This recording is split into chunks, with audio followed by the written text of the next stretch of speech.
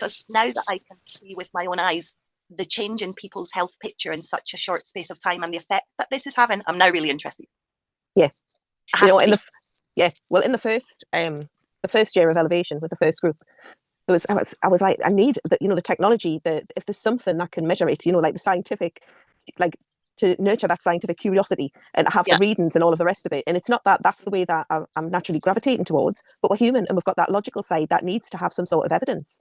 And I'm still quite skeptical about a lot of things, but I think that's healthy because it's curiosity. I don't take things at face value, and I want to test it out for myself and, you know, make sure that things are doing what they're supposed to do and they're going to work for me.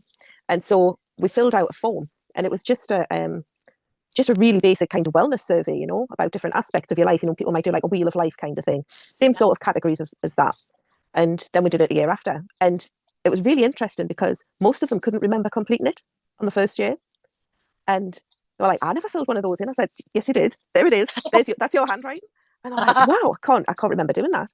And so they filled out another one for that year, and we looked at it, and it was so interesting because everyone goes for different reasons.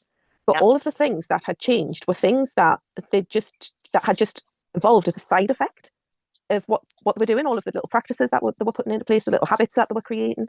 And it was things like going from eating hardly any fresh fruit and vegetables to having way over, you know, the recommended 5 a day. Just like little things like that.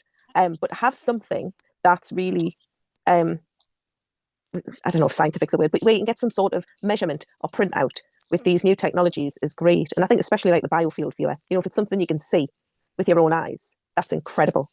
And when we did the before and afters, every single person, and let me tell you, that was a challenging week that we had. There was a lot of stuff happened. There was people coming up against themselves. There was a lot to process for people. And I remember at the end, Lilia said, I don't know how this is going to turn out. And I was like, but this is good because it you know, we can stay curious and see what the outcome is. And it's only going to give you a snapshot and a reflection of what's going on at this point in time. But every single person had more energy and more symmetry in the heart at the end. Everybody was just more symmetrical anyway. You know, there was more coherence and there was so much more energy available, particularly in the upper chakras, but right in the heart. And for everybody to be in the heart, regardless of whatever had gone on, stuff shifted. And you can see that. And then you go and you think, well, yeah, that might have been a little bit uncomfortable at times for me, because it's the thing you were saying right at the start, where you come up against your own bullshit and you start telling yourself, well, this isn't right for me because of this, that, and the other. And then you settle into it and you go, no, actually, I'm so pleased I pushed through and just sat with it. Or sometimes you have to just take yourself away and have a little bit of a breathe, you know, get into nature or do whatever. But I think that's sometimes the beauty of, you know, the last elevation we just did in November in Loch Lomond, the beautiful venue and everything. Yeah. And one of the women who came on that, she really came up against herself. And she's great. She works with people all of the time. She teaches a lot of things. She's awesome. And we did this one activity. And when it came to towards the end of it, she got a nervous system had taken over so much. She was finding it hard to speak. She was finding it hard to read her own writing. It was just a case of like, what is going on here? And she got so overwhelmed. She's just, I just can't do it. I just can't do it. And she took herself off.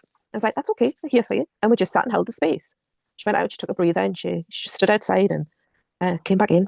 And then she was like, right, I'm going to go again. She tried again. Same thing, got to a certain point. She was just, I can't. Getting really frustrated with herself. And she went, I was like, okay, we're here. You know, take what time you need. And then she came in and she was just like, I've just been out there and noticed all of these patterns and programs that have come up. And once she'd acknowledged them and witnessed them, they started to dissolve. And, you know, she finished the thing, and we just had this huge release. And after that, we're dancing and singing, and we just had a great night.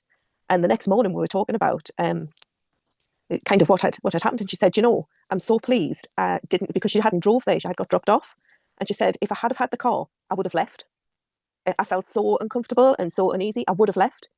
She was like, but being out here, I couldn't just walk to a bus stop, get a bus home. There was just too much there. But that would be the default, because it's just part of it that you're going to feel uncomfortable. And every single time there's somebody who's kind of like, I can't do this. I don't want to be here.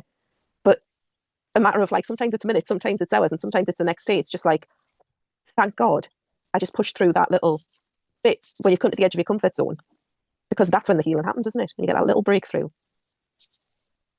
I love that story, Kaz. I really do, because I think it's only January now, it's only 14 months since we first met.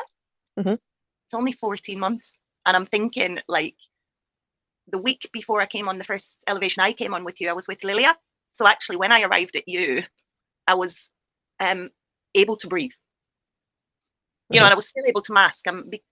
The suppression of stuff that needed to be released was immense. And you'll have seen that. You know, you've seen it enough to know what it is. But I didn't know that then. The week before, I was with Lilia, and I've known Lilia now for a reasonable amount of time, and trust has kicked in with me. You know, I love it and I understand it, but it's not come overnight. And I tell you now, I would not have released how I have had I not experienced that small unblocking, you know, and significant trauma. You know, I'm able to say sort of out loud for the first time, I have had a fair old journey, and I can now look at that and look at how much needed to be released in order that I could return to my energy and start to discover my gifting and me and be relaxed with that. And I don't think I'm there yet, but I tell you now, the last 8 days and the last 18 months has been a game changer. There's no doubt about it. The total privilege. Sometimes I look back and I'm like, how did I not have any of these tools? Some of it's really obvious. I'm like I can look back at the me 3 or 4 or 5 years ago, you know, just as we're through COVID and coming out of COVID and the world's exploding and life's all over the place, and just feel for that person. You know, all those challenges were there for a reason. I understand that. But I just didn't have those tools to unpack and do the rebalancing that I now have because of elevation, because of Lilia's work, because of Vida's work. And I would be here all day if I was to mention every single exchange that has helped equip me for that. Yeah, because it's community, isn't it?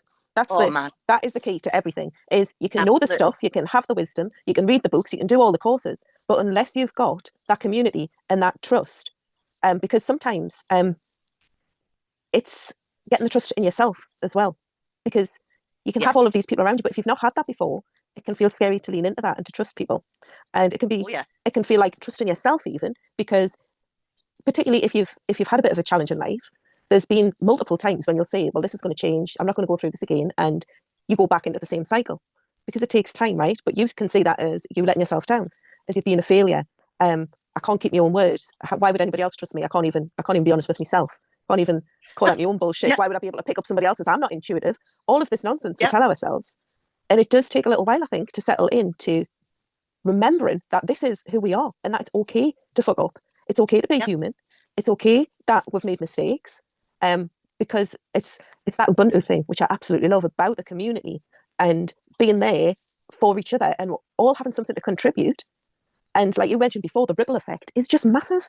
You never know how much just this one tool can help someone else.